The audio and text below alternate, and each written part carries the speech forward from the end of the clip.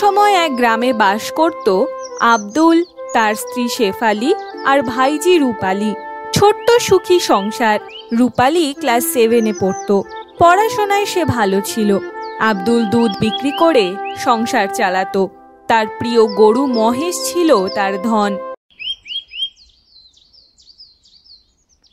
একদিন সকালে শেফালি বলল, এই কয়দিন ধরে গরুটা দুধ দিচ্ছে না কেন গো? আমি ঠিক বুঝতে পারছি না, কাল ভোরে দেখি কোনো সমস্যা হচ্ছে কিনা।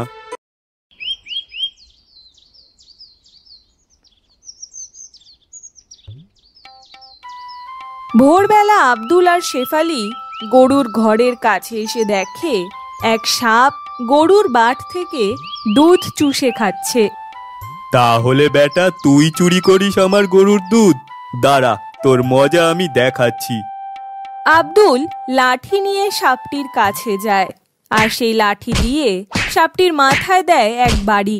তৎক্ষণাৎ সাপটি মারা যায়। দূরে দাঁড়িয়েছিল আরেক সাপ। সে দ্রুত নাগরাজের কাছে গিয়ে তার ভাইয়ের মৃত্যু সংবাদ দেয়। নাগরাজ, তোমার ভাইকে মেরে ফেলেছে এক মানুষ, তার নাম আব্দুল। কি বলছিস তুই এসব? আমাকে এর প্রতিশোধ নিতেই হবে।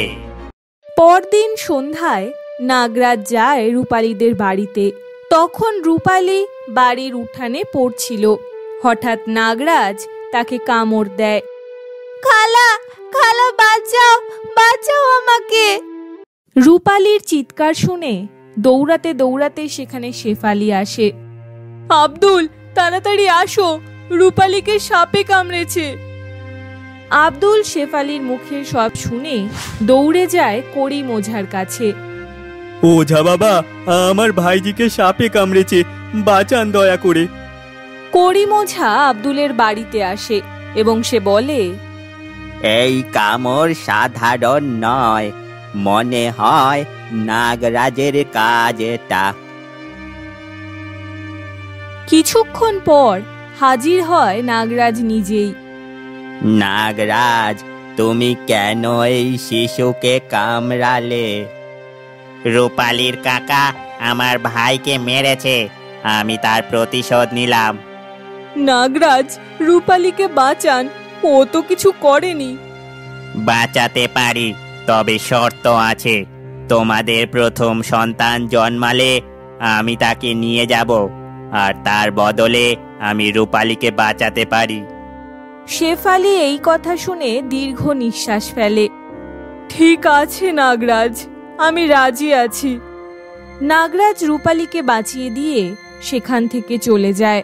ধীরে ধীরে রূপালী সুস্থ হয়। বছর পেরোয়। তবে আব্দুল এবং শেফালি চিন্তায় কাতর হয় তাদের সন্তানের ভবিষ্যতের কথা ভেবে।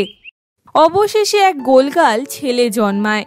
তারপর একদিন, তোমাদের দুঃখ যন্ত্রণা দেখে আমি মর্মাহত। প্রতিশোধ নেওয়া আমার হয়ে গেছে, এখন আর আমি কাউকে নিয়ে যাব না। তুমি সত্যি আমাদের ক্ষমা করে দিলে? তোমার পরিবার ভালোবাসা জানে, আমি তা বুঝতে পেরেছি। তারপর নাগরাজ বাচ্চাটিকে আশীর্বাদ করে কিছু সোনার মুদ্রা দিয়ে ধীরে ধীরে অদৃশ্য হয়ে যায়। আজ বোধহয় আমরা সত্যি মুক্তি পেলাম।